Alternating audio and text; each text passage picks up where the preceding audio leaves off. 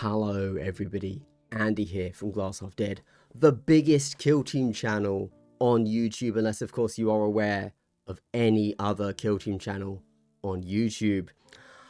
In which case, if you are, don't look into that stat. Thank you. So let's talk about the team we all know I'm talking about, right? It's Sanctifiers.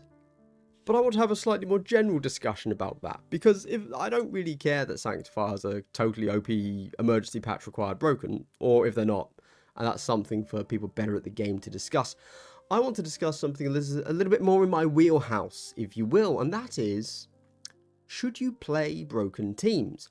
Obviously right now I'm referring to Sanctifiers. However, I can muse a little bit on broken teams in the past, how specific people and how the community at large has responded to them, and kind of how just everything seems to work out in the end, but how do we get it to work out, if you know what I mean. So let's start. Let's just, hey, should you play a broken team? Yes, there you go.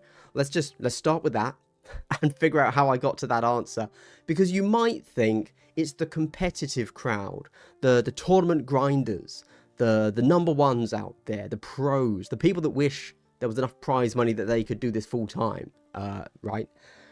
That would be saying, of course you should play a broken team, and they see nothing wrong with it, and they think they're doing something good for the community by playing those teams. Whereas the casuals, like myself, would say, no, don't ruin other people's fun, right? You might think that. And yet, I have disabused you, that's not the right word, but let's go with it, of that notion. And I have said that, yes, you should play these teams. Or, I think the key is, if you want to play... No. Let's dig into it, shall we? So, if you love a team, you should play it. There you go. In the past, if you've been around for a while now, the kill team community is relatively small, all things considered, especially the kill team community that goes to tournaments. And we, for a time, had the boogeyman of last edition. It's a little Pathfinder. That's what this is. If you're not looking at the screen, if you got me on the second monitor, I'm showing you a Pathfinder model. I am a Xenos lover. Right behind me, right behind this model now, it's a Tau army, 3 shelves of Tau, okay? I played Pathfinders one time, and then never again. And they are the perfect team. Can I put it there? Yes, excellent. They're the perfect team to discuss, because the Tau Pathfinders were so broken that they dominated the game and forced the community to come together and build their map packs around stopping Pathfinders from winning. When people look back and say, oh, the only team that was the most broken as Sanctifiers are now, or whatever, and again, I'm actually not saying Sanctifiers are broken, I have no opinion on this, I don't care, was something else. Well, no, it was ultimately the Pathfinders that were the most broken, because literally every single map had to be designed around stopping Pathfinders for them to not be broken. Whereas other teams, although they may actually have ended up being more broken if we'd let them continue, GW nerfed them before we actually got any level of data about them. Whereas Pathfinders, even though we built maps around stopping them, could still dominate and a tournament. And some of those pro players would go out, see the map pack and say, oh, I'm going to play Pathfinders because I will win. Which is very good and cool. So if you want a true, this isn't a meta-defining team, these Pathfinders. These are a game-defining team. And I think that's the best way to look at them. And so we had an entire community approach them in different ways at different times. So everybody saw them and said, oh, these break the game. And then they didn't dominate tournaments, really, because most people at that time in the community, you know, this is 3 years ago now, self-policed, and they just didn't get taken to tournaments that much. And then kind of everything solved itself when Into the Dark came out and everybody played that and Pathfinder suck on Into the Dark, right? So, yeah, a community self-policed itself into Pathfinder's not... They did get nerfed, to be clear, but they didn't get absolutely decimated like they probably needed. Like they are in this new edition, they've been absolutely decimated, right? And they continue to be strong and dominate the game in certain terrain layouts for the rest of the edition. But I so distinctly recall when they were first released that it was frowned upon if you took them to a tournament. Even pro players, again, communities evolve, so I don't think this would happen now, as we can clearly see. Even pro players were like, oh, you know, I won one tournament with them and now I'm done. Whereas now pro players, they clearly don't have that same level of self-policing. They don't want to do it that way. If they find a team that works for them, they will take that and they will continue to smash face with it until they stop smashing face with it, probably because of a GW nerf, or if the meta just rotates or whatever. You know, new teams come out, etc. Even if their specific team isn't nerfed. And that's great. You know, it's great that the community in general is evolving, and you can see this at all levels of play. We have more players than ever. And although I'm not one of those tournament grinders, it's great that that level of the community, which is obviously a very, what's the word? A very vocal online minority of the community is developing its own sense of self as well, and they've kind of evolved from being a bit more casual, a bit more friendly perhaps, and being like, no, we're the tournament grinders. We want to find what breaks the game and we want to run it until it doesn't break the game anymore. And then among themselves they will find ways, you know, they will deliberately counter meta pick, etc, etc. They're doing their own thing, and that's really cool.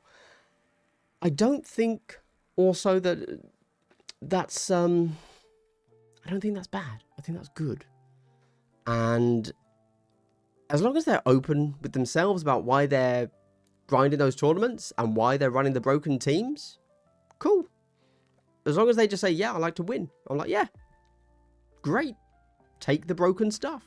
Because you know what? Those tournament grinders, I might get accidentally Swiss paired into them in round one, but then I never see them again. So I don't really care what happens at the top tables. I care about my experience mid and bot, you know? So let's talk about a little bit more in depth on when you shouldn't play broken teams. Because I think those top grinders should 100% play broken teams. I also think that certain others can play broken teams, but there are times to refrain. Let's talk about it. So, just on a moralistic perspective, yes, you should play the teams. If you think it's cool, you should play them.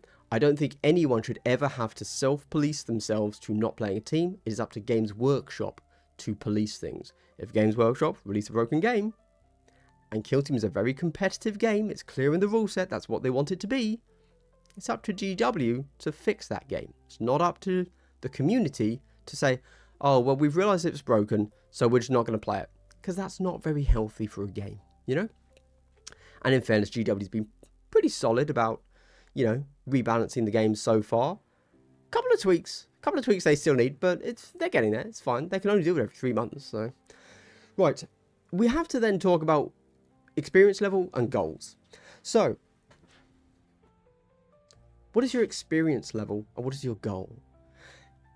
As I've discussed, experience, if you're a pro, play whatever you want, because you are playing at a certain level of kill team where you will have to play into the latest boogeyman, whatever that is.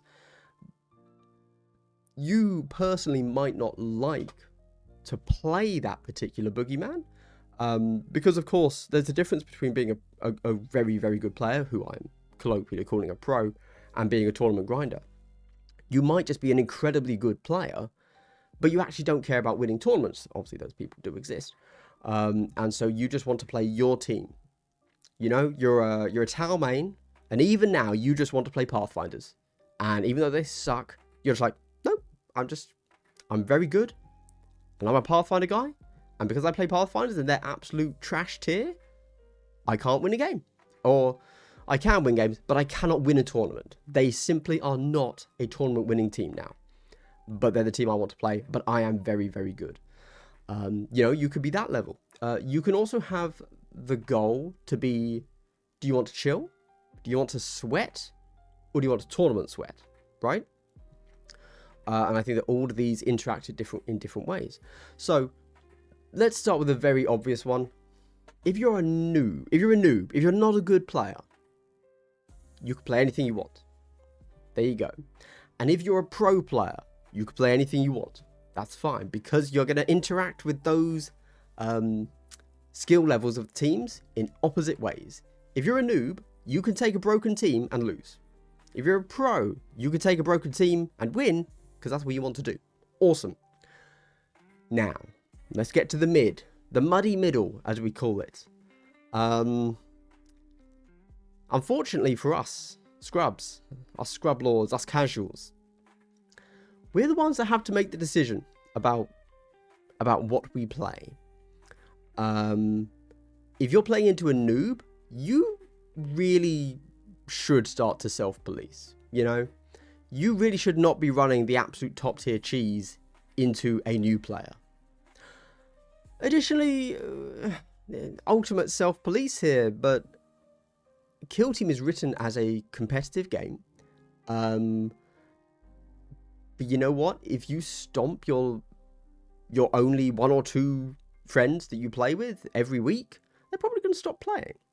So if you say, hey, I'm just going to run Sanctifiers into you forever because I'm grinding for a tournament coming up, which I don't expect to win because I'm not a pro, I'm just a casual, but I still want to have a good chance, so I'm going to take a team that has the natural ability to rank up my skill level to the next tier just by running that team.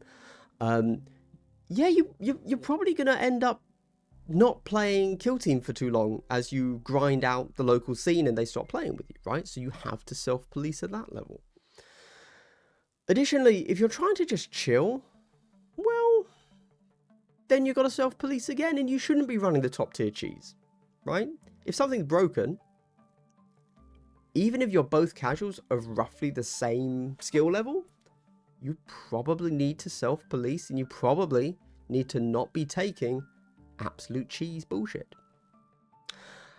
However, if you're casuals and you're doing a sweat fest, cool. If you're casuals and you're doing a tournament prep, cool. Run whatever you're planning to run and accept that, hey, if you've chosen to not run the broken teams, you will probably have to play into the broken teams. You need an answer for that.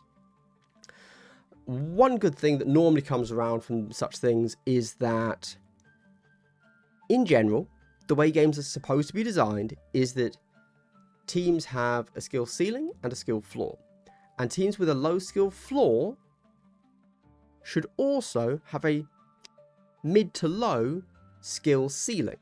So if something is easy to play, it has a cap. It has a cap to how well it can perform. And if you imagine you have, 6 model elite team that does almost no shenanigans versus 14 model, incredibly difficult to play team. Obviously, the elite team should have a lower floor, but its ceiling should not go beyond the ceiling of that 14 model, much harder to play team, right?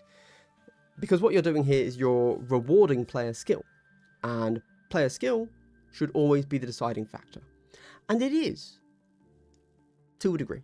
And that's why the fact that player skill is a deciding factor, if you're a noob, you can play the OP broken teams because they're not OP broken into a higher skill player. Within limits, obviously. Whereas, if you're a casual, because it all gets a little bit muddy, in general, playing the broken team is going to increase your skill level, your simulated skill level, if you want to view it that way, and you will then be able to beat people based not on your skill level, but on the power of the team. And it will then take a big jump in skill level for people to start beating you again. So, for example, let's just say, a casual using the best team, the best broken team will beat every other casual, but a pro player will still beat them, right? A noob doesn't know how to use a team. So unless they're Marines and just powerful in their datasheet, they're probably going to be beaten by Marines, let's be honest. It doesn't matter how good that team is, if you don't know what you're doing, you will get stomped. You level up to the casual. The pro players, again, you have that evening out because there is only there is a maximum limit to the skill gap, to the skill that you can ever express on the table. You have to start then deciding, I know that my skill level is at an acceptable point where I can beat any other pro. So what team am I going to play? And at that point, you can pick a team based on maximum possible skill potential. So yeah, there you go. There you go. These would just be my thoughts. I know that a lot of people are currently talking about, like, should we ban sanctifiers? Should we, come in as a community and decide that no, we're not gonna let people run these? I just don't think that makes sense, honestly. This isn't like, I'm not some weird competitive absolutionist, right? It's like, no, play what you want. Kill Team's a competitive game. We have to play the game that GW has given us. We cannot play a different game using this rule set. GW has made a tightly balanced competitive game. We have to play it that way. We cannot take Necromunda and make it competitive in the same way that we cannot take Kill Team and make it super casual. The rules just don't let you do that. Kill Team is such a lethal game, it cannot be a let's just roll dice and see what happens game, because then when one of you decides to get sweaty, that player will then win, assuming that your skill level is equal. So you can't do that. So we just have to play the game that we've been given. There you go. Alright everybody, well these have just been my thoughts that I vaguely had as everybody is talking about sanctifiers and how broken they are. So yeah, play the team. Just understand that in the muddy middle of us casual gamers, don't play them too much. There you go. At the top and at the bottom, play whatever you want. Don't let anybody stop you. Alright, see ya. Bye.